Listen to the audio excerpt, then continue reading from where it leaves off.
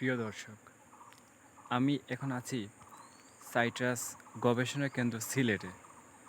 আমার পেছনে যে গাছটি আপনারা দেখতে পাচ্ছেন, গাছটি একটি লিচুর গাছ। লিচুর গাছে ফুল ধরেছে। লিচুর গাছে ফুল ধরেছে অগণিত লক্ষ লক্ষ ফুল। ফুল ফুটেছে, ভ্রমরও এসেছে, সাথে করে নিয়ে এসেছে অনেক অনেক মৌমাছি এবং অন্যান্য কীটপতঙ্গ। সবাই এখানে এসে মধু সংগ্রহ করছে। প্রকৃতি আমাদের সবসময় উজাড় করে দেয়। প্রকৃতির রূপ লাবণ্য দেখার মতো। আমরা শুধু আমাদের বেলায় কৃপণতা করি। প্রকৃতি আমাদের এই দেখেন ফুল দিয়েছে। প্রকৃতি আমাদের ফুল দিয়েছে। এই ফুল অবলম্বন করে হাজার হাজার প্রাণী এখানে বেঁচে ফিরতেছে।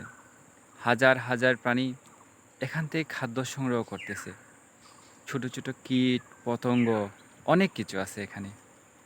এখানে ফুল শেষ হবে, ফল হবে। ফলগুলো পরিপক্ক হবে, তখন এগুলো অন্যান্য পশু খাবে, পাখিরা খাবে এবং অবশ্যই আমরা মানুষরা খাবো। প্রকৃতি আমাদের সবসময় উজাড় করে দেয়।